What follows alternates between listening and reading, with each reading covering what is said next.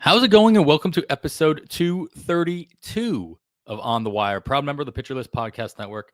I am Adam Howe, joined as always by Kevin Hasting, and we have a great show. The season is over, but it is just beginning again. And I'm not just getting ahead of myself, Kevin, with 2026 drafts. We are going to be talking a lot about the 2025 playoff fantasy season, most notably the NFBC playoff hold'em format that we have going on that we are prepping for right now. And to help us do so, we brought on Lucas Beery, a friend of the show. And I'm saying that is like the easiest way I could possibly say this. I didn't do the tally beforehand, Lucas, and I apologize, but you and Todd are right up there with each other. Todd might have passed you in a previous episode as he was on our PitchCon show as well. But this might have brought you right back up there. Thanks for coming back on. First, Kevin, how you doing? Welcome back. How did the season end for you? Well, it's great. It was fun. A blast. Enjoyed it. Congratulations to you and your Red Sox. I will be picking alternate favorite teams for the postseason to root for. I don't think it surprises many people. I talk pretty favorably about Seattle throughout much of the year, and in fact, at the trade deadline, said, "Ooh, this is the team to beat now," and I'm going to stick with that. So I'll be rooting for Seattle, but they wouldn't face the Red Sox if they keep winning until the ALCS. So yeah, it's going to be fun. I'm pumped for this postseason. And yeah, later in the show, NFBC postseason hold'em, one of my favorite contests. I love it. Been doing it for at least 6 years that I can remember. And then Lucas, one of my favorite people in this industry and our favorite guest. This is just a fantastic Monday, Adam. We're not going to talk about them at all throughout the course of the episode, but that hat, Lucas, is on point. The Devil Rays hat is spot on. So congratulations, you've already won the podcast by bringing that hat on. So well done. Appreciate you guys having me on. It's always fun to talk. And as far as the playoffs go, it's going to be awesome playoffs.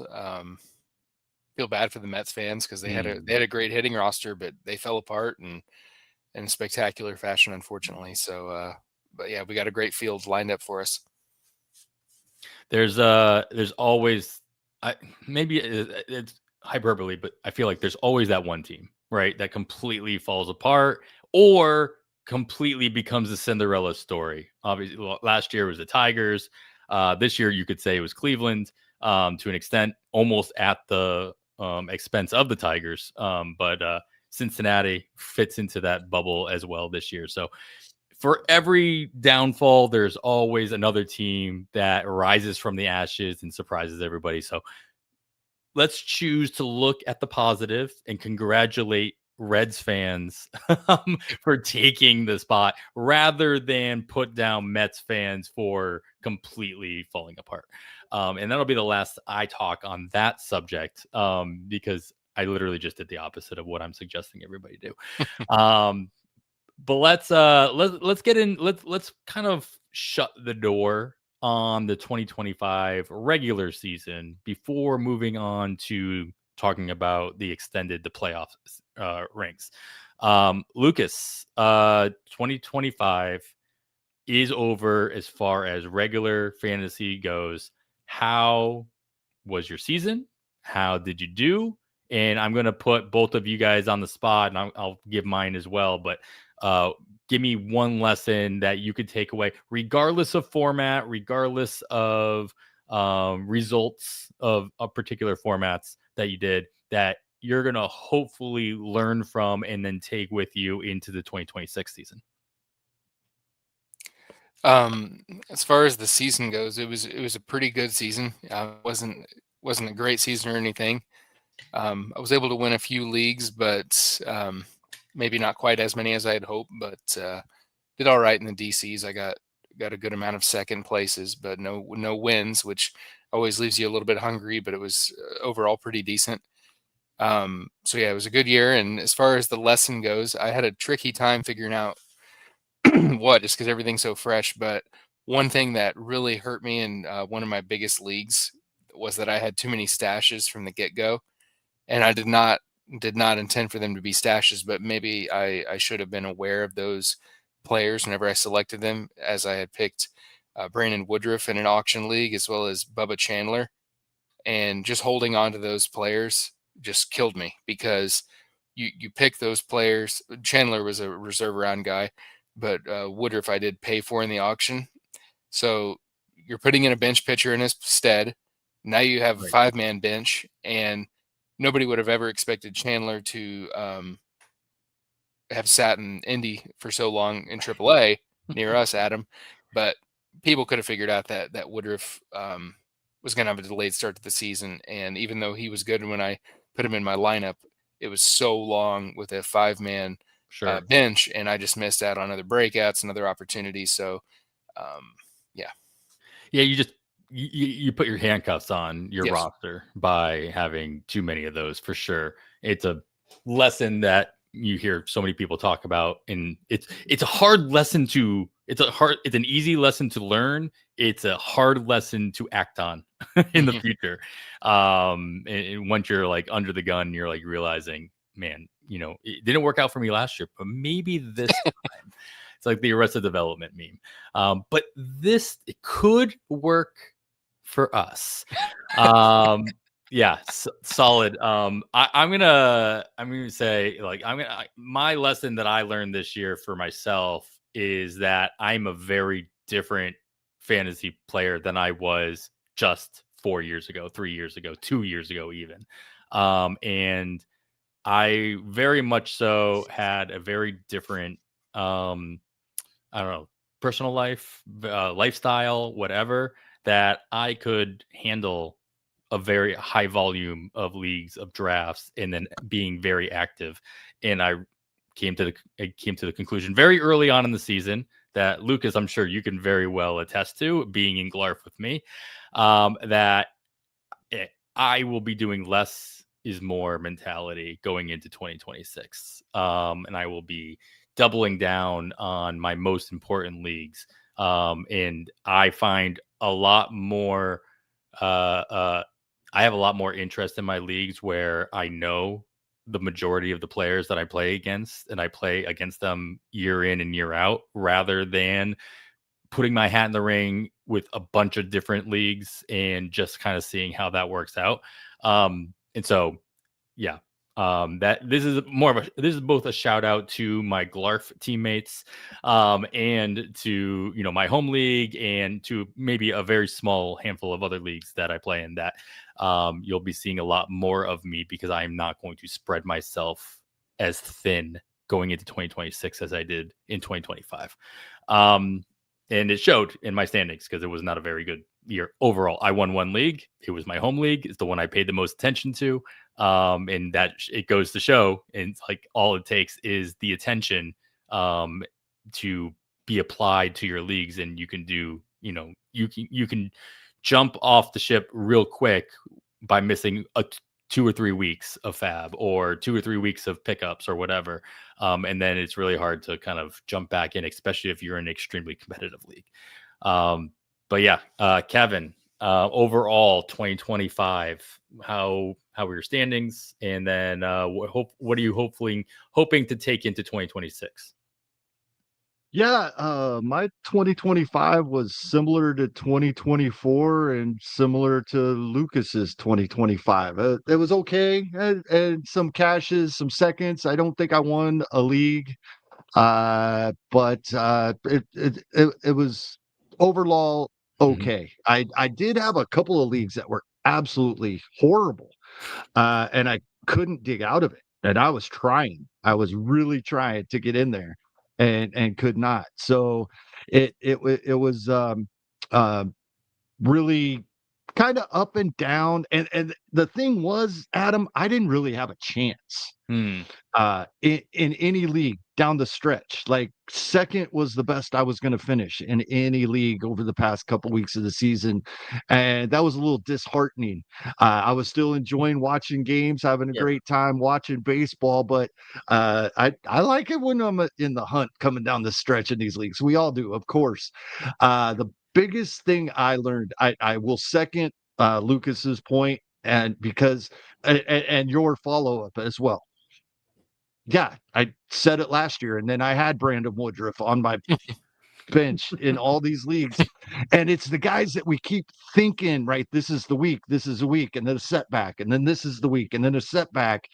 And I was really, I had said, I'm not putting myself in this position to start the season, right? You can end up like I would say Jordan Alvarez. Like he was another player that ended up being that way, but he was healthy to start the year.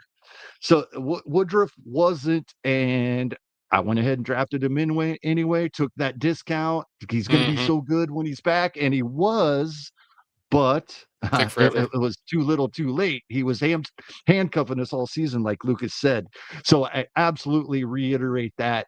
I think a big thing for me that I just realized, and probably knew it and didn't really just think about it enough, is I need to be more careful about what I'm paying attention to. Some things really don't matter that much, and I spend a lot of time on them. And I'm going to skip ahead. My example isn't going to be for 2025 regular season. It's going to be for what we're talking about later in this episode. One thing I looked at the leaderboard from last season's NFBC postseason Hold'em tournament, and stolen bases. They're worth 1 point. And there's a difference in 10 over like the top 100 finishers in the comp. 10 points in stolen bases is the difference. I don't care about stolen bases for, like, even when I do my auction calculator, if I want to see how guys perform, I'm not including stolen bases. I don't care. I think it's just, in a contest like this, it's noise, right? Because they're 1 point and everybody's going to have between 5 and 15 of them. Right. And I think there's things like that throughout the season that I spend a lot of time on that don't really matter enough to be putting that much time into. Focus more on the construction with the players that are healthy, and the trends of the, looking ahead at the handedness and these types of things that we do spend a lot of time on. But when the rabbit holes I get sidetracked on don't matter enough to be spending that time. That's what I'm going to force myself to remember next season.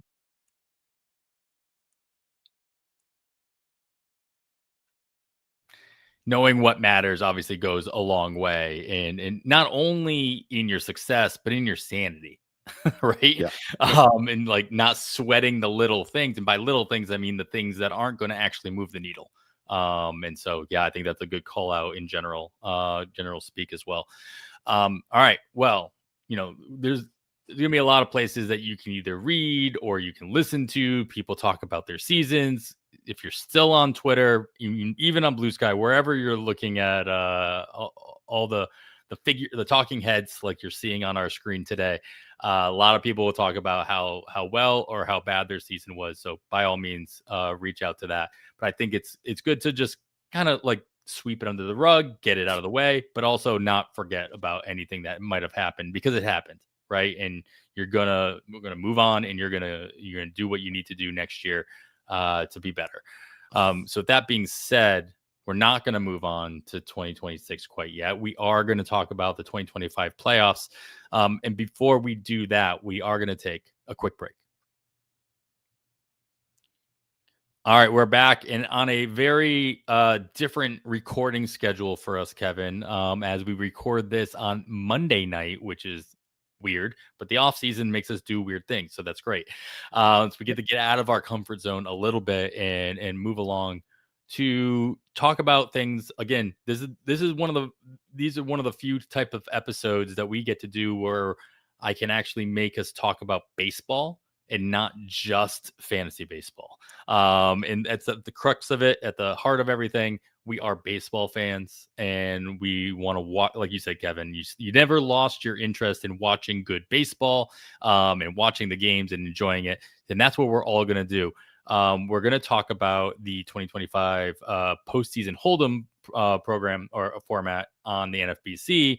But in order to do that, we also have to have an idea of what we're going to be watching. And the Hold'em format does not include the wild card round. And so we get to watch 8 teams battle it out for 3 days, all in 4 stadiums. It does, anybody who's living under a rock and doesn't realize, they don't move back and forth. All the games are played in this year, it's Cleveland, Chicago, New York, or LA. Luckily for MLB, 3 major markets for that they can really point to, and they get to play across 3 different time zones as well. So they get to spread out those games, make sure that nothing overlaps. I'm of the opinion that it kind of stinks to see like the smallest market get the day game, all 3 games. So it's like I worry about Cleveland filling that stadium all 3 games. I hope they do. I hope they show me up. But it's too bad that they're kind of put in that position to force their fans to, skip out on work and skip school and do whatever they need to do. Cleveland, maybe they should have just changed their fall break to middle of the end of September, early October instead. But we'll see how they do there. So I want to put everybody on the spot here. I want you to get your overall thoughts on each series very quickly, and then overall who's winning the series. And by the time we're done with this, it's going to segue nicely into the Hold'em because, Kevin, as you'll help me explain, you'll explain the rules and regulations of the format. There are benefits to having players that play the entire postseason. And they continue to move on round and round. So, Lucas, we're going to start on the West Coast with LA and Cincinnati, as us being here in Indiana, Cincinnati being our closest spot. They're not playing in Cincinnati, but that's neither here nor there. Who you got? Can Cincinnati continue the magic and knock out the Dodgers, who did not get a bye in the first round? Using the Fangraphs playoff odds, the Reds do have a 32% chance. So, I mean, that's, 1 out of 3. I mean, that's not nothing, but I would choose the Dodgers in this matchup. I don't think we had mentioned it yet, but if you are doing this NFBC playoff contest, you don't even need to worry about the wild card, which is kind of nice. I get that sometimes people want to make those predictions count too, but you can just sit back, relax, and enjoy these games. So that's good. Those lineups will lock on Saturday morning, though, once the division series is begin. But for me, I'm going to go with the Dodgers as far as my choice. Outside of their bullpen being a weakness, they're extremely strong everywhere. And I think they can match the Reds' frontline pitching just because their offense is so elite, and the Reds' offense is one of the worst in the league. Mm-hmm. I won't count. I tend to agree with you. I mean, for the record, 32%. If you're batting 320, everybody's ecstatic, right?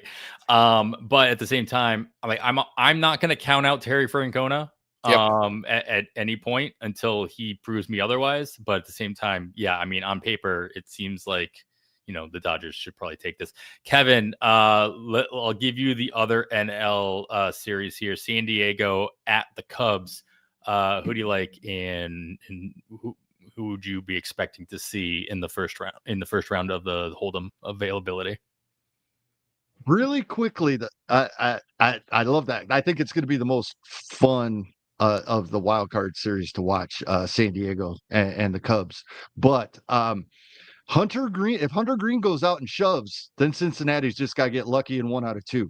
Mm-hmm. Right? That's what I'm looking at, and that's kind of what I expect.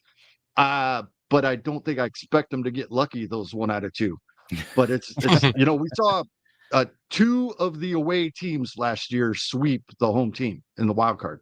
Detroit being one of them. That great story from 2024.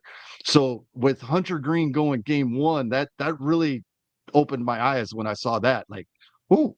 This could be really interesting, really quick. But yeah, Cubs, Padres.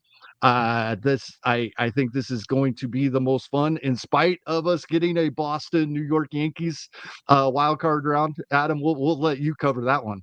But yeah, I think this is going to be a lot of fun, and I tend to think the Cubs righted the ship in time. Right, a team that we saw just like a well-oiled machine early in the year. It was almost a foregone conclusion they would be in the postseason. Then they started slumping there for a little bit, and it was their offense. They weren't really hitting. I think we saw them recover in time. It's going to be some of the same issues that we've seen for many of these teams, right? They all have flaws, of course. It is why they slumped there for a little while.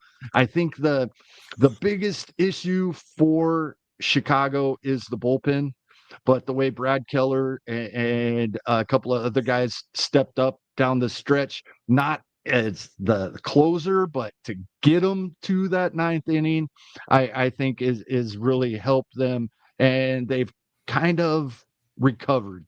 And so I kind of feel like the Cubs will pull this out. I am leaning that way, partly due to the home field advantage, after I just told you that two of the home teams got swept in last year's wild card. But yeah, I like the Cubs here very slightly in what I think is going to be the most entertaining series of the wild card round. Fair. All right. Well, I'll without further ado, yeah, we'll get the elephant out of the room here with the Yankees Red Sox first round.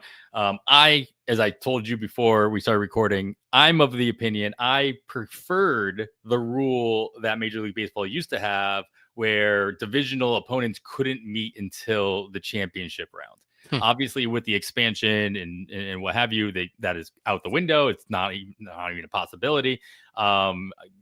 Whatever, for trying to figure that out. There's enough tiebreakers to worry about than having to figure out reseeding.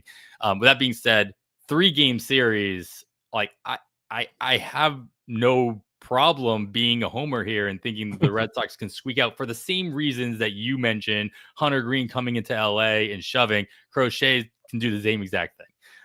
Yep. And being the lone lefty that the Red Sox will probably start in that, they have to win that game. If they don't win that game, then yes, completely, the Yankees could probably easily sweep the second game.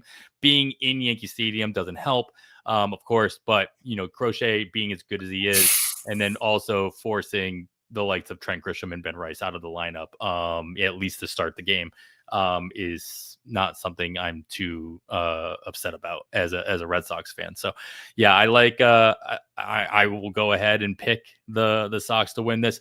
Regardless, as we'll talk about, it's a weird format because this year, just because of the way that the seedings all worked out, will be an American League East team in the ALCS. Like, it's a guarantee, just the way that it all maps out. The other American League series, though, I will I'll bounce it right back to Lucas, because again, it's the other Ohio closest state to us team, Cleveland, hosting the Detroit Tigers, another interdivisional matchup as well. What do you like in that series, Lucas? So yeah, this is a Glarf type of series, since we're Adam and I are in the Great Lakes area, and we have friends that are huge Guardians fans, huge Tigers fans. They're not that far from each other either. Yeah. It's gonna be. You know what? I take back a lot of what I said earlier. Because of the proximity of Detroit to Cleveland, they should have no problem selling out those day games. Yes, and these teams are both evenly matched as far as the talent level. I think they're both okay teams, which is good. But obviously, they're not going to be world beaters or anything. But you've got Skubal going in that first game. I think that's going to be a huge advantage for the Tigers. But I mean, just based on the directions of these teams, the Tigers are just not really playing with the belief that they had in the middle of the year. Meanwhile, the Guardians are red hot. I mean, this is a team that knew that they clinched the division. They were down a few runs. they still came back and won in a quote unquote meaningless game because they have that belief inside their clubhouse. And I know that some people who are analytics focused might roll their eyes at that, but I just think based on the direction, with it being so close, I would choose the team that has kind of the better chemistry and they're rolling, and that would be Cleveland. Yeah, that man, after school bowl, that the rest of that rotation in Detroit is what are the kids saying? Sus? Is that that's what the kids say nowadays? At least that's what my kid says, and it's really annoying. So, all right, well, we got the wild card out of the way, and whether or not either one of us agrees with one of our picks, that's fine. Let's move on to the divisional round, because these are the teams that we're going to be considering as we're after putting together these. As Lucas mentioned, the wild card round doesn't matter as far as the Hold'em tournament goes. And so, Lucas, keep it rolling here. We got Toronto playing somebody, and we've got Seattle playing somebody in the American League. Kevin, I'll let you take the National League. Overall, do you like Seattle's odds of beating either Cleveland or Detroit, or do you like the field? And the same question for Toronto versus the other AL East opponents. Yeah, so just to tackle the easier one first, I love Seattle's chances for the NFBC game and for the playoffs. I was actually surprised. I don't want to reference Fangraphs playoff odds too much because any viewer can just check that out for themselves. It's a great product. Go look at it. But to just simply win the division series, Seattle has a 65% chance, and they have a 21.1% chance of winning the World Series, which is double the next team in the American League. So that's a pretty significant advantage in my mind, playing the Central Division. So I think Seattle's set up beautifully for this. Now, as far as that battle in the American League East, I like the Jays' as offense, but as far as their pitching goes, I don't think it's very well suited for an October matchup, since they have a lot of good players, but they don't have that number one guy. You want to take the ball like a Max Fried, who's done it before, won a World Series for Atlanta.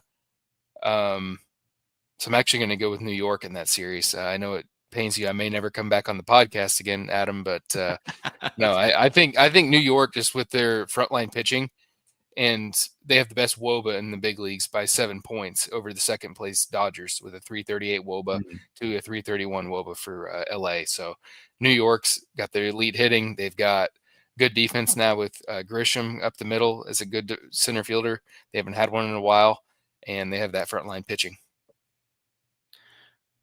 Oh, sorry. You seem to be cut off, Lucas. Okay, we'll see you later. Maybe we'll see you in the future. Oh no, all right, good. Oh no, you're fine. All right, that's fine. All right. Well, Kevin, then moving on then to the National League, we've got the winner of the whether you took the Cubs San Diego series. We've got the LA Cincinnati. They go off and face respectfully, of course, Milwaukee and or Philadelphia. You talked, Lucas was asking you earlier about, I'm sure it'll come up a little bit later, but your success a couple of years ago in the Hold'em, you had quite a few Phillies on your roster that you were able to be successful with, while a majority of the other teams in the hunt had a lot of Houston players as well. So with that being said, I'm only mentioning this because the Phillies obviously are another option here. Do you like Phillies odds as in the same way? And how about on the other side of the coin with Milwaukee? Yeah, I do like the Phillies. In fact, I hope I'm wrong about Cincinnati. Only having to win 1 out of 2, and Hunter Green going out and get him to that first win, because if Cincinnati does advance, everybody in the contest, other than Reds fans for the most part, is going to have extra Phillies and less Cincinnati Reds than they would have Los Angeles Dodgers. And I will pick the Phillies in that division round over either Cincinnati or the Dodgers. So I'm hoping it's the Dodgers for my benefit, if that makes sense. And then makes perfect sense. With the Cubs and Brewers, then I like the Brewers for the same reason I like the Cubs in the previous series. Yeah, the Brewers, then they kind of backed off a little bit. That the hottest team in baseball there, most of August, and just kind of pulled away in the NL Central, kind of slacked off a little bit. But with Freddie Peralta at the top of that staff, and some of the guys that did start out slow earlier in the year, we would talk, Adam, like the Brewers are great and their best couple of players aren't hitting, and it was William Contreras and I don't remember who the other one was, but they've come around. They're a complete team. I think the Brewers are going to be really tough to beat. The problem for me will be choosing between Phillies and Brewers to advance to the World Series. But yeah, I do think both teams that have the first round bye in the National League will move along here, even if it is the Dodgers that the Phillies face. Yeah, fair enough. Kevin, I'm curious, with no Brandon Woodruff for the Brewers, how much different does that make everything look for that team? It is. It is a difference. I would love to see Woodruff there, but I just, um, I just feel like the Brewers as you brought it up earlier, Lucas, like the whole vibe of a team, right? Yeah. When you were talking Cleveland, right? There's not a lot of analytics about it, but I remember 10 years ago now when my Royals made their World Series run, I'll never forget Craig Mish, that spring training, the best vibe in any clubhouse he visited that spring training was the Kansas City Royals, and that's why he chose them to go to the World Series again, back to back, and go back to the World Series. Best vibe. The Brewers have had that all season, so that is playing a part as well for me. And sorry, Adam, I just wanted to ask, you have another question. As far as that American League, since this I think is going to be obviously crucial for figuring out that potentially Dodgers Philly series, I think it's going to be huge for this contest. And then Kevin, I'm curious what your thoughts were on the American League side. I know I kind of went with the Yankees, but it's so close. I don't really feel super confident about that. Well, fortunately, the wild card round we don't have to worry about for the contest, so we'll know who it is. I tend to agree with you. I give a slight edge to the Yankees. Won't surprise me one bit if it's Boston, especially with, like Adam said, with Crochet going in game one. But I think I take either one over Toronto. Same reasons that you had. I agree there. And yeah, Seattle I've loved since the trade deadline, and I think probably at this point, I'm picking Seattle to go to the World Series, but depending on who they face in the ALCS, I might revisit that, a week and a half, 2 weeks from now. But I think that's where I'm leaning. I do think Seattle cruises through the division round versus either Cleveland or Detroit. Like you said, get the easy one out of the way. I mean, it is important to, again, feel as though you feel confident about the teams that are going to make it from round to round, especially all the way to the World Series, and putting all of your eggs into those respective baskets early. Kevin, when you get into it, you'll remind everybody the rules of roster construction. But there is a way to maximize those extra points, those multipliers, from the first round on, as well. So, with that leading us to the actual World Series here, Lucas, start us off here. What's your final World Series matchup? And not that it applies to this contest, but who's winning the whole thing? Yeah, so as far as my World Series, I did make this prediction in the summer, and I'm going to stick with it. I'm not going to edit it, not going to update it. I had the Seattle Mariners, like Kevin said, against San Diego Padres. Ooh. And I think both of those teams have all the recipe to win. Both of those teams have premier bullpens. good hitting lineups, and they'll need some luck too, because some of the big dogs like the Phillies and the Dodgers would have to go down, the Yankees would have to go down. But I mean, we saw a World Series a few years ago with the Diamondbacks and the Rangers, and crazy things can happen. And I think to be successful in this contest, you got to go against the grain a little bit. Although we're coming off one of the chalkiest World Series I can remember with the Yankees and Dodgers. So, you know, Right. what do I know? All right. Well, Kevin, you're straying away from that. I mean, you guys seem to be in pretty strong agreement with Seattle. What about the National League side? I'm going to stick with my Phillies, and this is in spite of pitching injuries. You know, we're going to talk more about this here in just a little bit. Any type of format that's a little different than what they're used to, I always advocate for running that scoring system through an auction calculator. And Christopher Sanchez is, after Garrett Crochet and Tariq Skubal, the highest ranking pitcher in this scoring format or for the 2025 season. So he is the best pitcher that we know will have available for us in the first round of the contest, with Skubal and Crochet having to win wild card rounds first. So yeah, Zach Wheeler, yep, his injuries. Aaron Nola's not the pitcher he once was, but it was Christopher Sanchez. Jesus Luzardo is just outside the top 10 in scoring when you put it through an auction calculator. So and we know the lineup is there, the offense. So in spite of some pitching injuries, I think the Phillies have the pitching to get it done. You know, yeah. I mean, I think it's interesting now with the expanded playoffs that we've seen over the last couple of years. In the fact that you always hear the adage, this team was built for the playoffs, not the regular season, or vice versa. Like there's teams that are built for the regular season, but they're not quite built for the playoffs.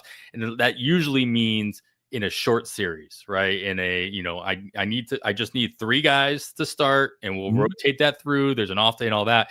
But there's a difference between a short series and an actual series.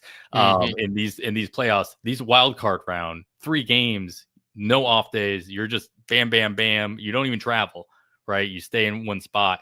And so I do think we can see some surprises to Kevin, your original point with, you know, Hunter Green. Obviously, I'm leaning on Garrett Crochet. And the Red Sox one is like, you can find a way to squeak by a 3-game series. Like this happens throughout the season all the time.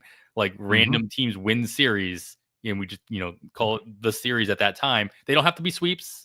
You know, you just have to win 2. We had Rockies win streaks this year. We had periods where the White Sox were sweeping series. Exactly. And, you know, a lot of the teams knew what was this is one of the year. There weren't a lot of surprise at the end. The last 2 days of the season, yes, Lucas, as you mentioned, like Cleveland was still playing it out just, you know, just because that's who they are. That's their makeup. But like Cincinnati was the only one that was in question.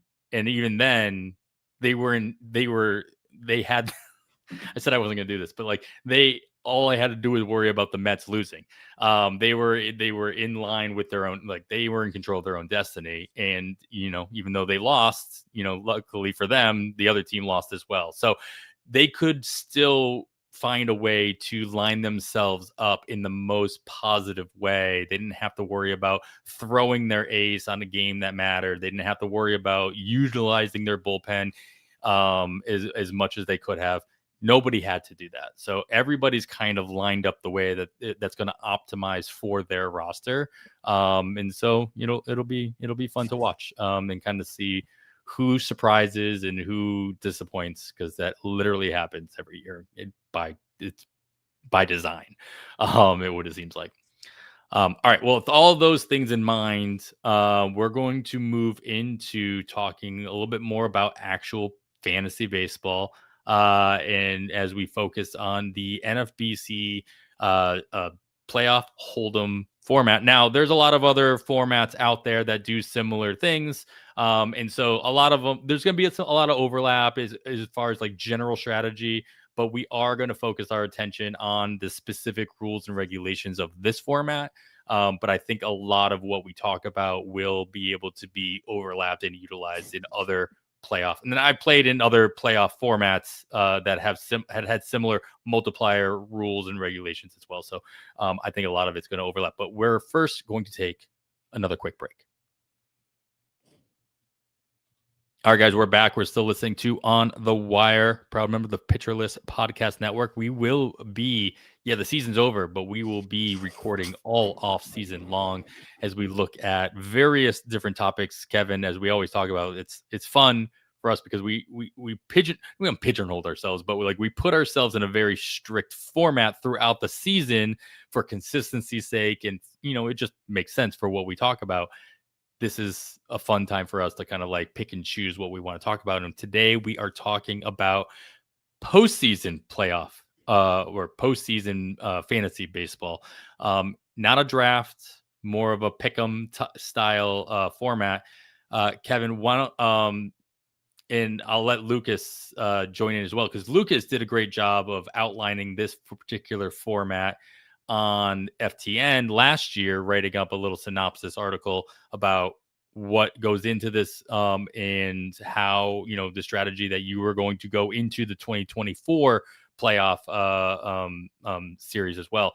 But Kevin, give us a rundown on the general roster format, the rules and regulations, everything that we need to know going into as we consider how many times we're going to enter into this contest. Yeah, it's really simple. We can cover all of the rules pretty quickly. Our rosters, a catcher, first baseman, second baseman, shortstop, third baseman. There is not a corner or middle infielder. Only 4 outfielders and a utility player. Okay, so there's your hitters, and then 6 pitchers. They can be starters, relievers, any mix, does not matter. So 16 players for the opening round division series. That's an average of 2 players per team. You have to have at least 1 player from each team and no more than 3 in that divisional round. In the championship series, the players that you did have in the first round that advance, if you choose to use them again, and unless there's an injury, I've tried to come up with reasons not to use a player that advanced in the past. And Adam, you and I talked about this a little off air before recording. The only way I can fathom doing that when there's not an injury is if I think the playing time's going away for a different reason, because just the multiplier is so valuable. In the second round, which is the championship series for this contest, minimum of 2 players from each team and maximum of 6 players from each team. And for any player that you had in the previous round, you get double the points that they score in the championship series round. When you get to the World Series, we're getting all 16 of our players from 2 teams, minimum of 6, maximum of 10 from either team. And any player that you had since the division series, now in this round, you're getting 3 times. If you had added them in the championship series, you're getting 2 times. The players you're adding just for the World Series for players you lost in the championship series, just that 1 time of what they score in the World Series. That's pretty much it. That's all of the rules that we have. The scoring, really quick. Point basis pitching is very simple. A point for an inning pitched, a point for a strikeout, negative a point for an earned run, and 4 points for either a win or a save. That's it. Pitching's that simple. Hitting, a little more involved, but it's the 1, 2, 3, and 4 for a single, double, triple home run, 1 for a run, 1 for an RBI. So a solo home run is worth 6 points when you figure those in, like a lot of scoring formats. Stolen base is 1 point. A walk or a hit by pitch is 1 point, and then an out is negative 0.25. So batting average does make its way in that way. Actually, more along the lines of OBP, because if you get a walk, you're actually getting a point, and it's at bats that we're getting the negative for, not plate appearances. So yeah, so that's interesting. gearing more How do they towards score? OBP than batting average, right? How do they score sack fly then? Sack fly is not an at bat. Right, but it's So an out. you're actually getting that quarter of a point, kind of, because it's not negative.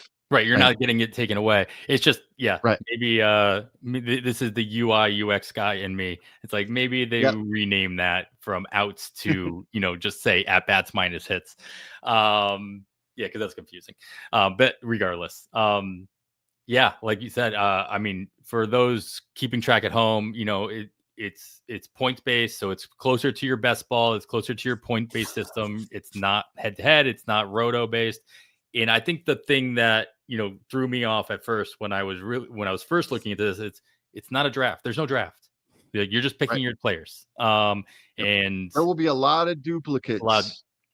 and that goes a lot of that goes into the strategy that you choose what players you want to pick and what players is it worth the gamble on picking up players that you think are going to go less picked in the first round, and then hopefully you get those multipliers later on.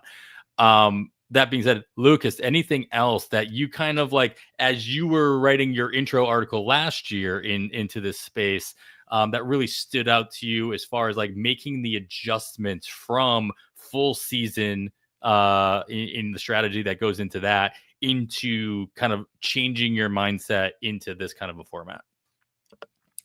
Yeah, as far as some of the changes or differences, I think going in with a DFS mindset of where can I choose to be different from the other guys in this contest and gals in this contest. Kevin can attest to this because he's played it a lot more than me. I only played one season.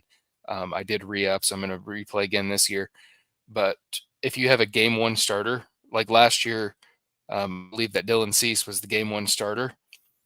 His ownership was so much higher than the game two starter, which was Michael King, even though theoretically they could score a similar amount of points. I get that whenever you have, your game one starter going, he can accrue more starts as the October season rolls on.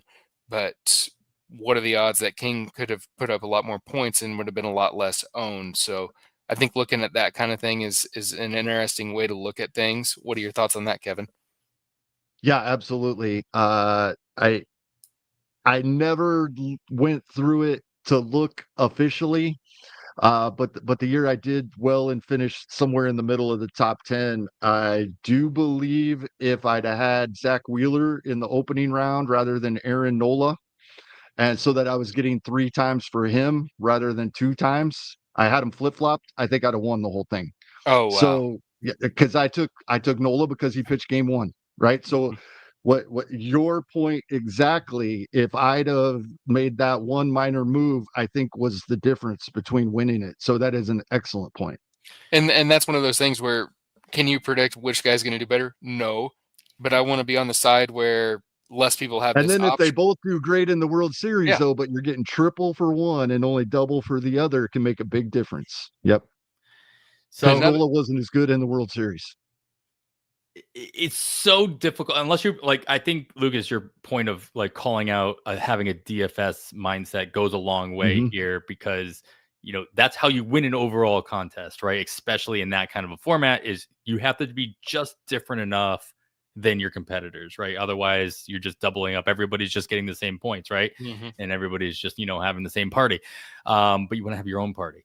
The other thing that I think that in Kevin, tell me if I'm crazy here. Like, is it worth trying to predict volume in the way where if you think a 7-game series is going to get swept versus going all the way to 7 games, is it worth kind of doubling down on those players, especially on the hitting side? Actually, no, I'll say especially on the pitching side, because maybe that game 1 starter now becomes a little bit more valuable because you could see 3 games out of that starter. The hardest part of this contest for me, Adam, and it plays right into this, is what players do I want from the teams I expect to lose? 'Cause you have right? to And pick that 'em, plays right into this. Yeah. Because number one, I want the one whose series is going to the longest. That's the number one. Sure. If I can figure that out, Yeah. right? So that does play into it 100%. So that mean Lucas, like what series would you be focusing on, or at least what teams would you be focusing on as far as like maximizing that rally? We just went through a whole section of the podcast kind of predicting who's going to win, but we didn't necessarily talk about who's going to make it 7, like who's going to make it the full 9 yards. Is there any particular team that you would expect to put up a fight the entire way? Yeah, I think that's Toronto and whoever wins out of the Yankees and Boston has a good chance to be a 5-gamer. I think that the Brewers are going to have a long battle, whether they win or lose. I think that they have a bunch of okay pitchers behind Freddie Peralta, but they don't have any guys that are going to be stoppers per se. So that could be a long series there too. But yeah. I mean, I think that series alone, the Milwaukee series, no matter who they face, they kind of face similar opponents in that manner as well. San Diego's rotation is beat up quite a bit as well. The Cubs rotation is, not, ace material across the board either. So they each have their stars that are kind of there for game 1, game 2, but, moving on through 3 through 7 in that, in a certain situation, that's going to be something that could very well just kind of tit for tat every single game, go back and forth. So yeah, I expect that series to go the length of the entire series as well. Here, building on that, Adam, I was having a conversation about this earlier today, right? So a team that Lucas and I both said Seattle comfortably wins their division round game. So it's highly unlikely Tariq Skubal pitches a second time. It is the move to take a Detroit hitter that is getting at least 2 games. If he pops 1 home run, he's probably outscoring Skubal unless, right? Now, if Detroit advances, you're going to wish you had Skubal and the multiplier. Yeah. Right. But I think, and then the same thing goes, because we're not seeing these guys a second time. If the series is quick, right? And they can't pitch game 1. They're not pitching game 1 in the division round. Skubal's not, right? If he pitches on Tuesday, he's not pitching on Saturday. Same with Garrett Crochet. Now, I think we expect that the AL East side of the bracket, that series will go long enough that, sure, we would have a chance to see Crochet a second time. Obviously, he would be the game 1 starter if we don't see him and they advance to the championship series. But it makes it tough when you're these teams that you weren't so sure is going to advance, and they have a stud ace going in the wild card round. But it is, if we're correct about who's going to win these series, we're probably getting 1 appearance out of them. And I think I'm leaning that way. It's not what I've done in the past, but I think I'm going to steer away from a guy like Tariq Skubal in this contest this time. Yeah, it's interesting, especially, we talk about, the wild card's only 3 games. Division round's only 5 games. It's like you don't get to 7 until you get to the championship round. So as your point stands, Skubal, strong possibility he only pitches 1 time in that divisional round as well. Lucas, we talk about it a lot. Kevin brings it up a lot during the season when we're trying to figure out our lineups, especially in NFBC, where you can only set your hitting lineups once in the middle of the week. So really focusing on platoons and different teams that are, a little bit heavier on the platoon, leaning on that strategy than others. San Francisco, Tampa Bay, there's a handful of other ones, Minnesota. How much is that going to play into your hitter selection when it comes down to it? It's like I said, this is points based, it's volume based, especially on the hitter side. If you think a guy is going to miss just 1 game, especially in that first round, is that enough to kind of sway away, even though you might get the multiplier in the second or third round? For me in the first round, yeah, it's too much risk for me to take on a platoon batter. The only time I think in this contest I would be willing to do that is if my team was down and I needed a miracle. And these other guys aren't putting in Willie or Abreu, but I'll put him in because he's going to be low owned and I need a miracle. Mhm. So it's a Hail Mary opportunity, kind of like you see in football DFS where, they have the common setup and then at the 4:00 games, they notice that they're screwed. So then they put in these random bums and hope that they go off and do Sure. well that are going to be low owned. Yeah, so it sounds like it's more of a round 2 or even round 3 play rather than a round 1 play. Kevin, how much attention are you paying to those matchups? Because also to your point, like Scooble's not going to pitch multiple times in the first round.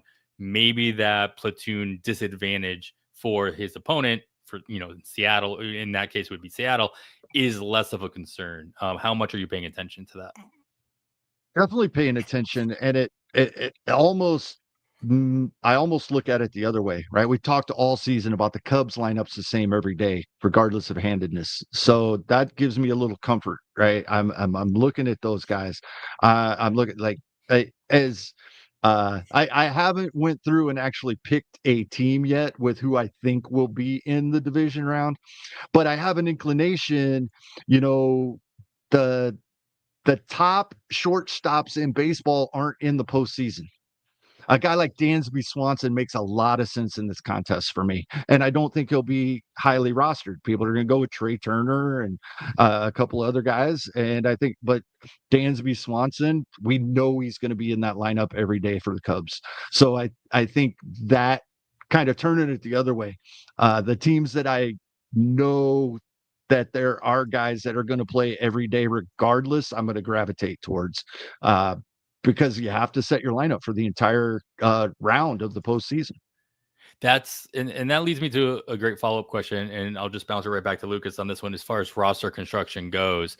And we talked a lot about so far, like what players and what teams you're kind of focusing on to move on. But what it really comes down to is you have to field a full roster, and you have some limitations on how many players from each team you have to have, never mind at maximum that you can have.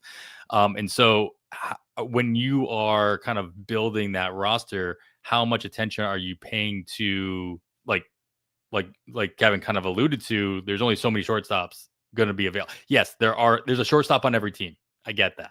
But there's only going to be so many shortstops you actually care about or actually want a roster. So when you identify the position that is more limited, how often is that going to kind of be the wild card decision maker when it comes to, I don't really want that many Cubs, but this is a position that I really need to fill. I guess I'm just going to have to fill it with my shortstop if I want Dansby Swanson or something like that. No, I think that's a perfect question. And I was going to mention that with Kevin, like, and I think the shortstop example is a fair point, but I think one that really illustrates how weak this position is the second base position. I have it pulled up here. You have Jazz Chisholm. People are going to put that in their lineup and think, man, I have the best second baseman. But who's to say that Jorge Polanco couldn't outscore him? I mean, he's not as good as him, but it's a short sample size and it's an ownership game. There's other players further down the list, such as Jake Cronenworth or even Xander Bogaerts, if you wanted to go that route, because this game does have nice multi-eligibility. Even like Bryson Stott has a shortstop, even though he didn't get 20 games there for next year. So I think the comfortable, quote unquote, high floor, easy route is going to be put in, your Trey Turners, your Jazz Chisholms. And if you're willing to go a little bit against the grain and utilize a Polanco, who's an everyday batter for Seattle in the heart of their lineup, or Bryson Stott, even better as far as sometimes picking a lower of the lineup guy is going to give you even a less owned player that's going to be more overlooked. So I think having some chalk in your lineup is absolutely okay. But in my mind, and Kevin, I'm curious what you think. I think it should be limited a decent amount. Yeah, I agree. And another point similar that I brought up with Adam pre-show is some of the absolute superstars. Like in the past, I've thought about trying to beat them. Right. Like I've come to the conclusion you have to be very confident, or at least confident enough that this is your team for the postseason to think you have to have a reason that you think they may not perform well in the series is what I'm True. getting at. That's true. Otherwise, just Aaron Judge, right? Cal Raleigh, these guys. Cal Raleigh, yeah, William Contreras is in here. Contreras didn't have quite the power this year, but had another great year. He, in this scoring format, scored over 200 points less than Cal Raleigh this season. It's like a free square on a bingo card is the way I look at it, because I don't think enough people are not going to have Aaron Judge that if you do have him and he doesn't perform, it's going to hurt you. But if he does what we know Aaron Judge can do and many people would expect him to do, and you don't have him, you're done. You're done immediately. Right. So I think some of these guys that are very elite and we think it's pretty likely they're at least going to do close to what we expect, just treat it like a free space on a bingo card and use them. Don't try to get too cute. And if you do, it's one or two guys. You're not going to beat all of them, right? They're not all going to be horrible. So don't think you're giving up this great contrarian team, because what's a little different from DFS is it isn't just one day. This is a month long, right? Or 3 weeks once the wild card's over. Several games, 3 rounds of games. So we do get somewhat of a sample size going, much more than one day like we get in DFS. Kevin, how do you look at your lineup and think to yourself, wow, I have way too much chalk, or I have too many of the popular quote-unquote studs? I get that this is a field-based game since there's not ownership projections like there are over at Roto Grinders or wherever, but like, how do you look at that lineup and you think, uh-oh, I have too many of the popular picks? The teams, right?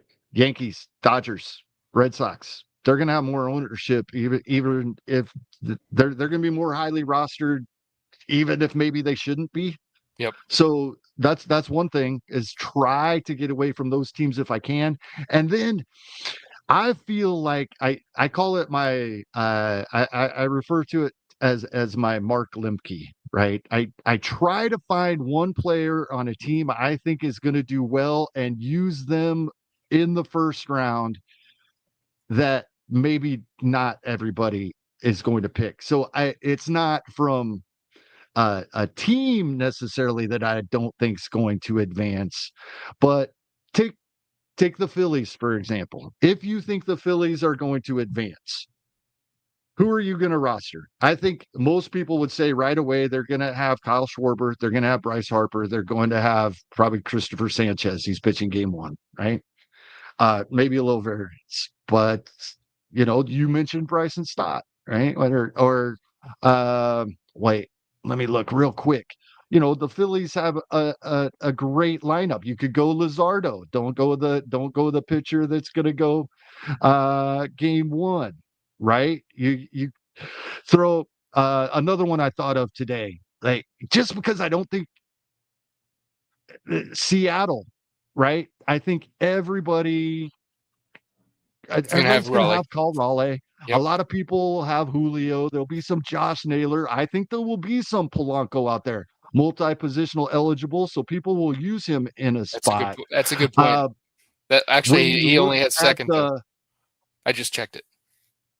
Oh, okay. And then but a player that when I looked at the auction calculator with this scoring format that shocked me as high as he was, and a lot of people do this contest and will know this, but in this scoring format, right? Aaron Judge, Kyle Schwarber, I'm talking outfielders.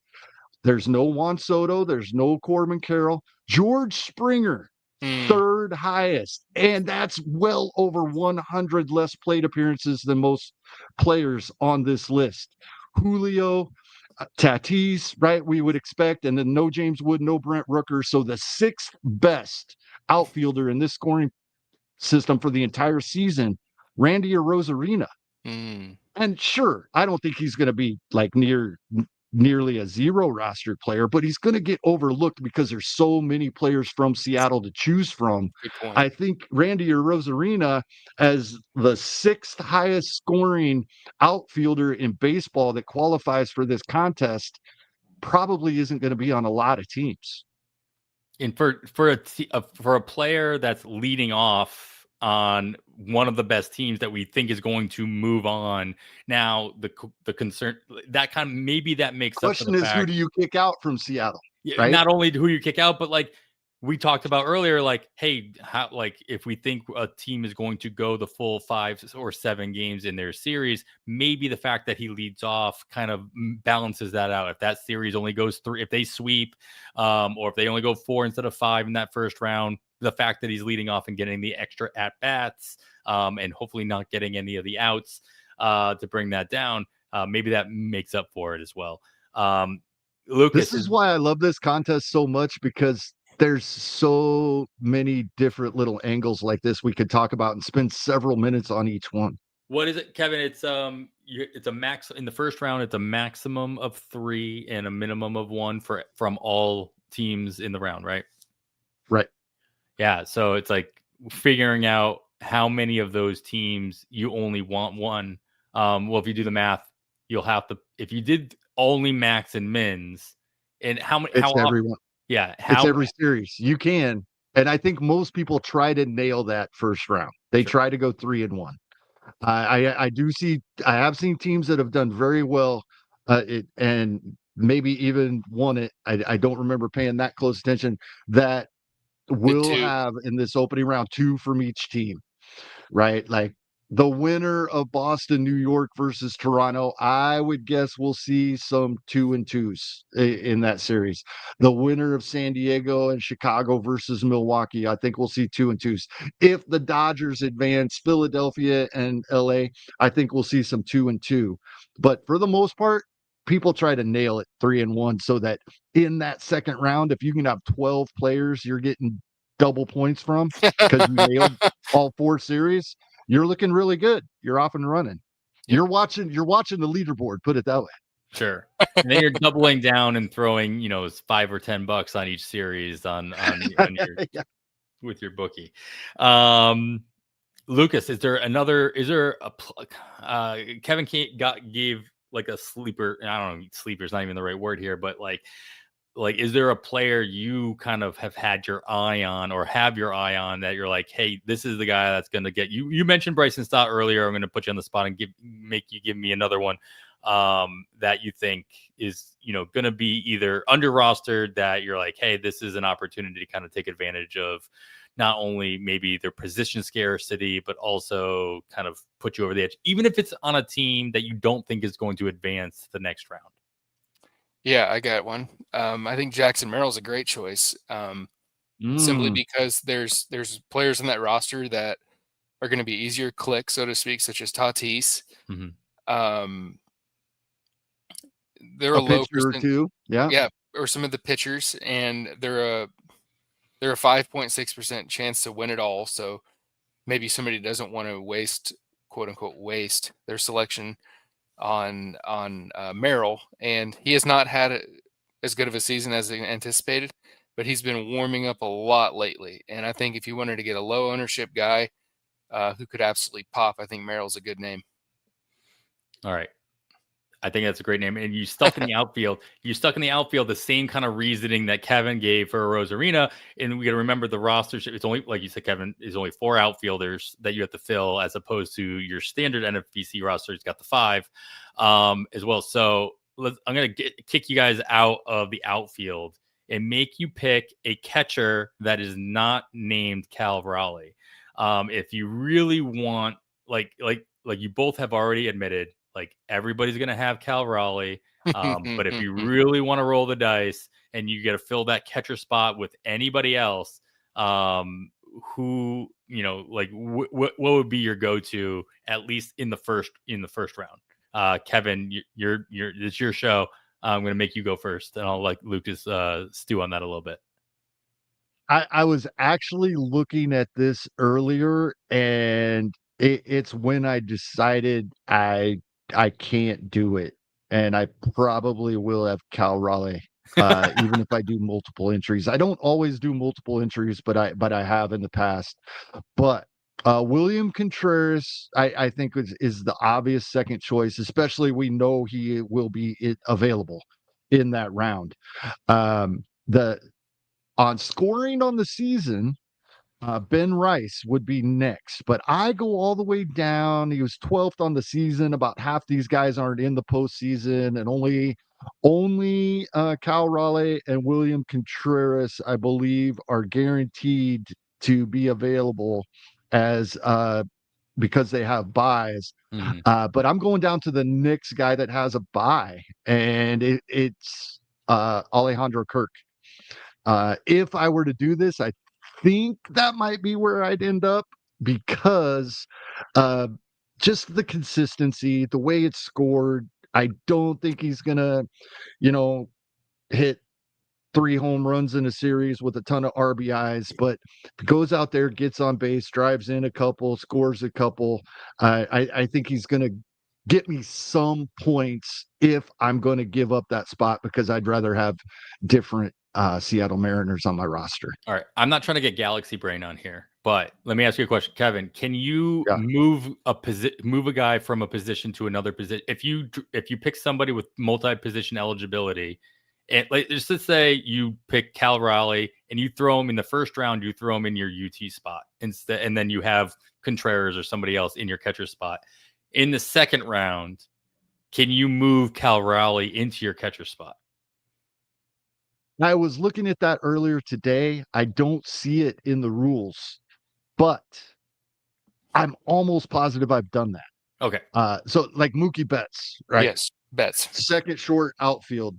If you have the ability to move him around, that is a huge advantage when you're picking your players for guys that got eliminated the previous round. Yes. That being said, it made his ownership so high because you Right. could fit him into so many places versus shortstop. Like you said, it's weak, but it wasn't as weak as I thought because you have Ellie De La Cruz and you've got Trey Turner, Betts, if you expect him to have a long October. I mean, versus, second base is so weak with Jazz Chisholm. He's got 3 positions, so he could also be selected for third or outfield. You probably wouldn't pick him for outfield, but like those guys with the multiple positions, I do think they're going to get a big ownership boost. Yeah, so I think especially in that first round, it's just an interesting way of kind of figuring it out. Kevin, to your point, shortstop, you're going to have less of, and as we just kind of mentioned, you are at least know you're getting one of Mookie Betts or Ellie De La Cruz in that first round as they're playing each other. So something to keep in mind, like you don't know exactly who it's going to be, but you do know the double of the mix of players that are going to be available for the next round. Lucas, you're not off the hook though. I need your catcher sleeper if you are in. Kevin, I like Kevin the way that Kevin outlined it. He was very honest. He's like, I don't think there's going to be a place where I don't have Cal. Yeah. Like if I don't draw the chalk, do you see yourself? Is this an area that you would kind of stray away from, or is this chalk that you're willing to draw? So going along with Kevin's point, and he did it well, where he gave you a straight, perfect answer where it was easy to understand. I'm picking Seattle to go really far, so I'm happy to have this chalk. I had Los Angeles Dodgers losing early last year, and I had a lot of Padres last year. Of course, they were 1 game away from being eliminated, and I faded as much of the Dodgers as I could, and I went heavy on the Padres. So it was close, but it didn't quite work out. So for the Cal Raleigh, I'm happy to eat that chalk. I think he's going to be 75, 80% owned, if not higher, Kevin. But I think Ben Rice is another great option if you wanted that guy who can hit 2-3 home runs in a series, and he'll probably be second or third highest owned catcher, but it's a home run game just based on the scoring setup. So I think Ben Rice is a good call too. All right. Well, I'm going to put you guys both on the spot for one last one before I let you guys go. We need to talk pitching because we haven't really talked pitching. You kind of threw out some names throughout the time. But I want you guys to tell me a pitcher that you'll pick on a team that you expect to lose. whether it's first round or second round, not make the World Series. We'll just put it that way. So you guys both kind of had, I think you both had Toronto. No matter who they face, more than likely Toronto loses that first round. You both have Seattle winning their round. So whoever comes out of that Cleveland Detroit series, a player that you're going to focus on, a pitcher you're going to focus on that you expect to lose to try to get as much value out of that position as possible. Again, Kevin, I'm going to put you on the spot first. It's your show. I'll let Lucas think about that a little bit longer. Is there a name out there that you've already kind of had your eye on as far on the pitching side?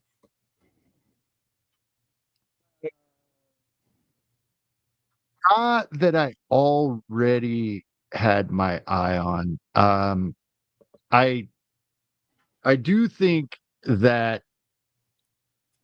I think a lot of people will roster Christopher Sanchez, but it'll be lower than it would be if his name was Wheeler, right? But according to how this is scored, he has been what we would expect Wheeler to be.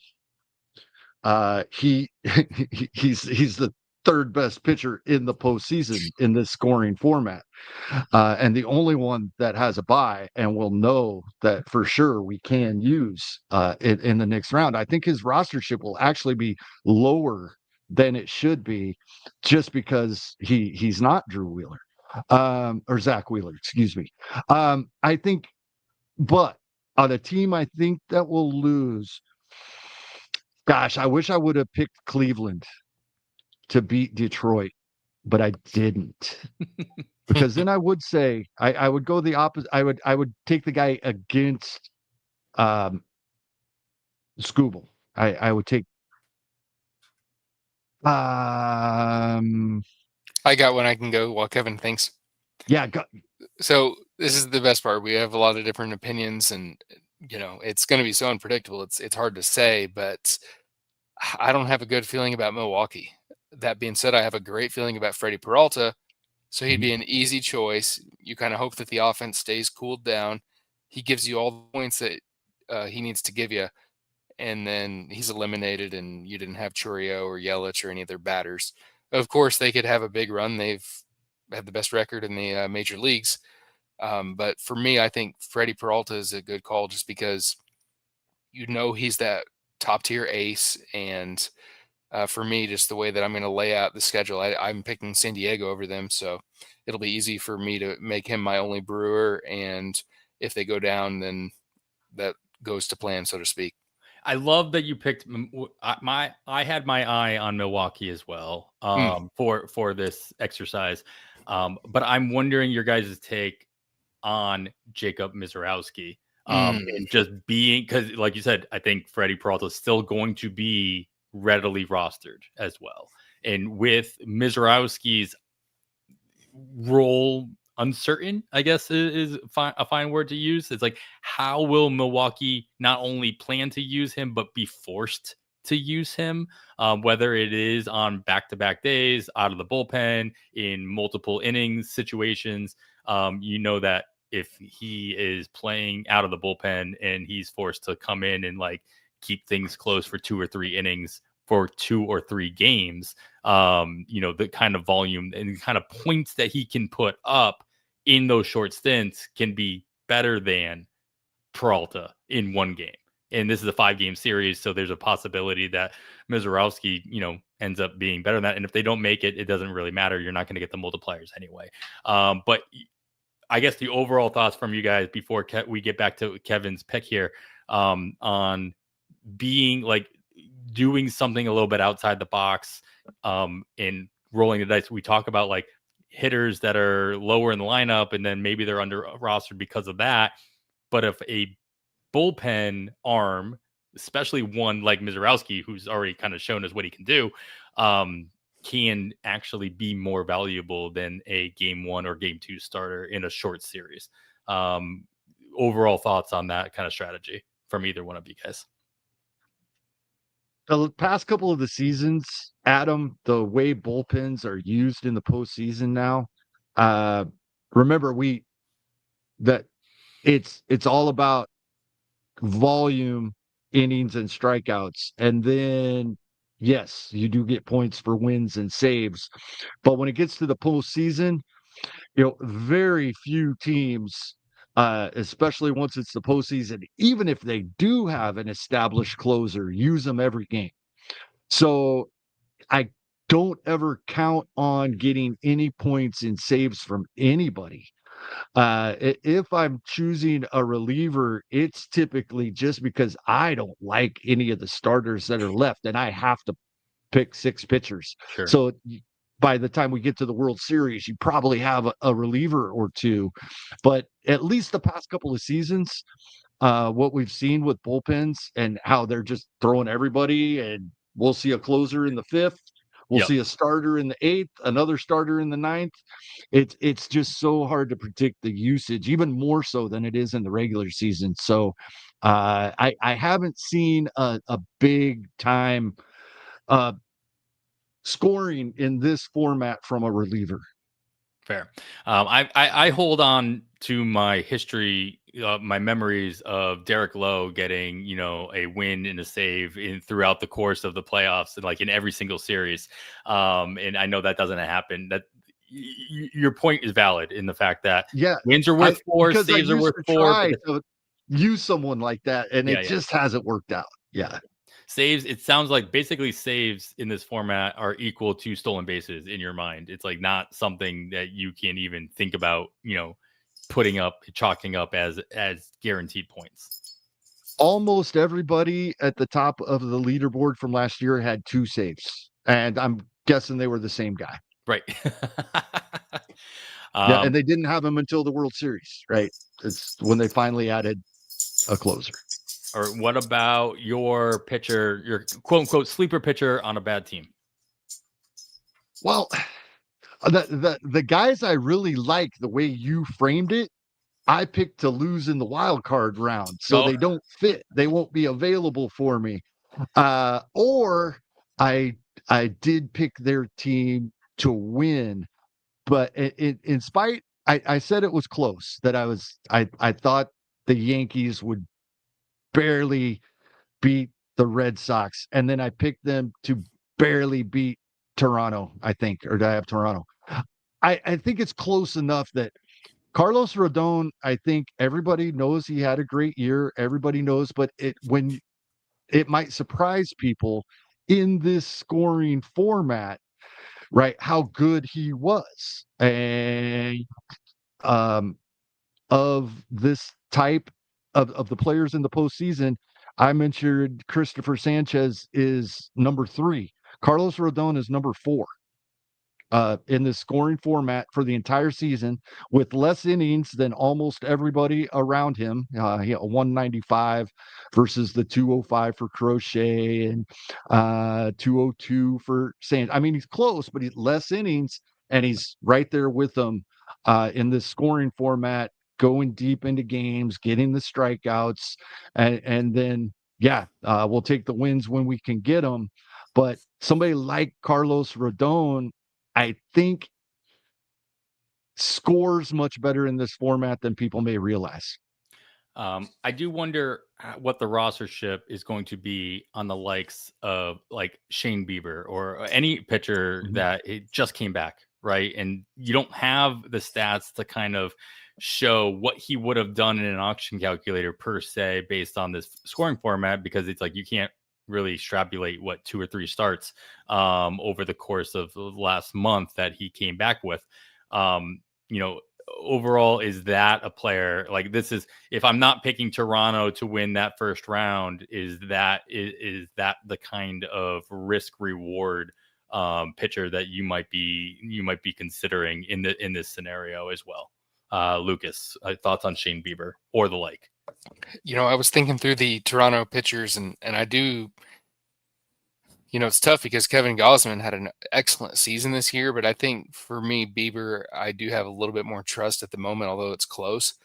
I think in that series, outside of maybe a Max Fried, and Kevin brought up a good point with Rodon's ability to just get those strikeouts, like I think that's where you want your batters at in that series. Maybe it's tricky because, like I said, you want to get away from that chalk, but Yamamoto's really lined up in this contest really well. So it's of course okay to have some of that chalk, but yeah, I think that American League, however we want to call it, a portion of that bracket, I think that's honestly going to be a batting oriented series. Yeah, it's interesting theories. Cleveland advances, and we have Cleveland, Seattle. You're going to have a whole lot of teams with Jose Ramirez and no other Cleveland players on their roster. So, then a Gavin Williams makes sense because they can get blown out in that series 3-1, but Gavin Williams can go out and have a great game, right? So there's that another angle to look at it as well. So true. Yeah, there's only so much chalk to go around, and right. It's just picking and choosing which stick of chalk you're gonna be able to throw on the ground and which ones you're gonna be okay carrying around with you. With everything that Lucas, you said that last year was the first year that you did this contest. Last thing I'll ask you here is what did you learn? What did you take away from it? And what are you hoping to kind of take into the 2025 season? And then how many entries will you do? For me, I don't have as good of a memory as some other people. I want the one team where everything is, I know it's happening. Whenever I do my bracket, I have one bracket. I want to be able to say, I picked that game. Okay, well, if you have 5 brackets, I mean, who cares? No offense. So I'm going to have the one solo bullet. And then honestly, as far as what I had learned, in this contest last year, I had Cleveland beating the Yankees. And I think that was too far-fetched, maybe, so to speak. So I think that it's good to go against the grain, but I think that you don't need to go so far where you're picking Cam Schlittler if as your Yankee to be different. I think you can get different in a way where you don't have as much chalk, but you don't need to go to these guys that are just 2% owned. I mean, I think that there's other ways around it, but yeah, it was a good learning experience, and I'm super fired up for this year. Kevin, you've done this a couple times, and as we kind of mentioned, you were pretty successful a couple years ago. What have you kind of taken away from the multiple years of doing it? And then, of course, how many teams will you end up doing? And how many teams have you done in the past, and how many teams are you planning on doing this year? It's always been between 1 and 3, and we haven't decided, but probably a couple, if not 3. And I think we're going to do it a little differently. I think we're going to go for it. I think that one thing I realized is if my teams either after the first round or two, or first round, let's say after the first round, my teams are usually fairly similar. So I think I'm going to do 2 identical teams for the first round and try to nail it, get all 4 teams that advance. And then that way, I have 2 entries starting out with only 2 rounds to go. I think that's where I'm at. I don't think I want to vary my first round. I think I want to try to nail it, but I think I want a couple of entries to then try to vary from going forward from there if I am lucky enough to nail that first round. The big thing for me that I realized over the years, I think, there's so many great hitters, right? Yeah. So many we talked about that with the outfield baseball. So yep. I get there and I have my hitters, and now I got to fill these 6 pitching spots, and I have 3 hitters from all the teams I think are going to advance. So I'm taking 6 pitchers from teams I think are going to lose, and I think it just doesn't work out. Of course, there's going to be 1 or 2 pitchers a lot of people have. If Detroit advances, Scooble. If Boston advances, Crochet, right? But I think I need more pitching from the teams I think are going to advance in the first round. I did it that way last year, and I was wrong about the teams advancing. But I think it's the way to go, even though I haven't got to see it all the way through yet. I think prioritizing pitching is a good way that I haven't really tried yet, other than I had the wrong teams in the first round, so it didn't work out. But if I have the right teams and prioritize pitching, I think I'll be in a better spot than I have been other years in the past. You got to, I mean, just doing very quick back of napkin math, the multipliers on the right pitchers are that much Right. more powerful than the Especially when multipliers you get to on the a hitter. 7-game series. Exactly. When you Right. can see them twice in both series. I mean, if you get If a you good K percentage guy or K per 9 guy that's, going 6 or 7 innings and getting 6 or 7 strikeouts at minimum, then, that gets multiplied 2 times, 3 times in that 7-game series, as you just pointed out. And to Lucas's point earlier in the show, that was a great point. The rostership is going to be higher on the game 1 starter. So if it's a game 2 guy that you're really interested in a 7-game series, he's still going to get a second shot, hopefully. That's where I'm looking. Yeah, those wild card winners are going to play a big role in this decision making, because we already know who the game 1 starters are for those 4 other teams. But the other 4 teams that are making it, you don't know how that's going to line up. You can extrapolate, you can figure, you can kind of guess, but it's not going to be their game 1 starter from the wild card round, more likely. Right. And then just about all of those teams are putting their aces in that spot, because it's a 3-game series. They have to play those. They have to play those guys.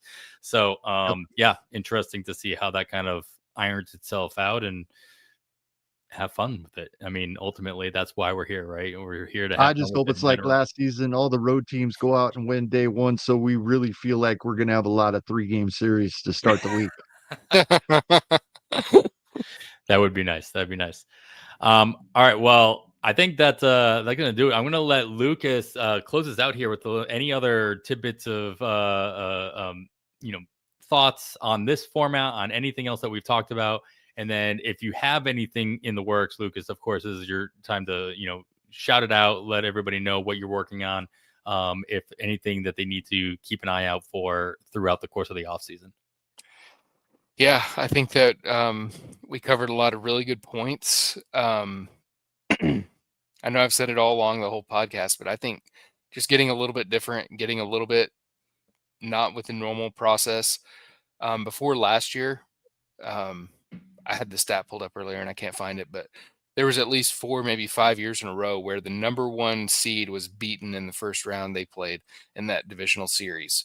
I think it was 4 years, but anyways, last year was the anomaly where you had the number 1 seeds go far. That's typically not always the way it works.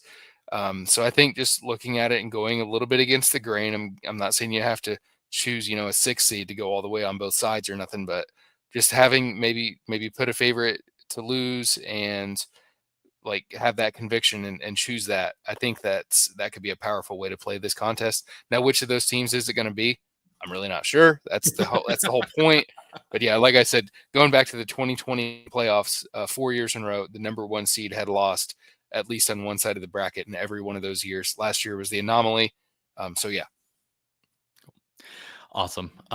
Kevin, any other last thoughts? You've been doing this for a couple of years now, kind of gone over some of the things that you're going to do differently, or at least you're changing about it. But what I guess closes out with what keeps you coming back to this contest a year in and year out? Like I said, I absolutely love this contest because, as I said earlier, there's so many different angles that we could expand on for several minutes. This literally could be a 4 or 5 hour pod if we really wanted to dive into each little thing that we're going to look at. So yeah, I cannot recommend this contest enough. I think it's a lot of fun. It keeps you involved throughout the postseason before we start doing our draft and hold drafts here before too long. And and shout out to Brian and James, I believe, the 2 On the Wire Listener League winners this season.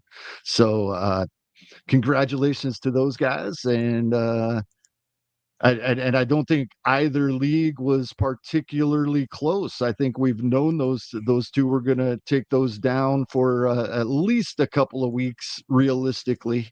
Well done, Brian and James. Well done. Thank you very much for that participation and just for kicking all our butts. Yeah. And so, yeah, I think that is going to do it. And I should clarify as well. We had other ad breaks. This whole episode was not an ad break. We are not getting anything from NFBC. Oh, it's just so much fun. A very interesting format that, most of us that are listening, and then definitely you guys have been participating in, and plan on participating in. And so, just because the fantasy season is over doesn't mean we need to stop talking about fantasy. 400 entries is a pretty low number for a $20,000 grand prize to the overall winner. That's a pretty nice contest. Yeah, I mean there's that overall aspect of it. First place 20,000, first, second, and third gets 5,000, 4,000 respectively. So plenty of prize money to go around there as well. So take a look at it, enter it. Let us know how any kind of strategies that you're planning on doing as well, and then maybe next week we'll touch on anything else that we didn't touch on. Like Kevin said, we could go 4 or 5 hours on this, but that is going to do it for episode 232 of On the Wire. We'll be with you basically every week throughout the offseason talking about various things. So stick with us, whether you're watching us on the YouTube or listening to us the old-fashioned way, wherever you get your podcasts. We'll be happy and ecstatic that you're here with us, and we'll be here with you all off season long. After all that, we want to thank Lucas Beery for joining us once again. It will not be your last time. I don't care how many times you root against the Sox. Lucas will very happy to have you back on anytime. But that's going to do it. I am Adam Howe on behalf of Kevin Hasting. Thanks for listening, and we bid you goodbye.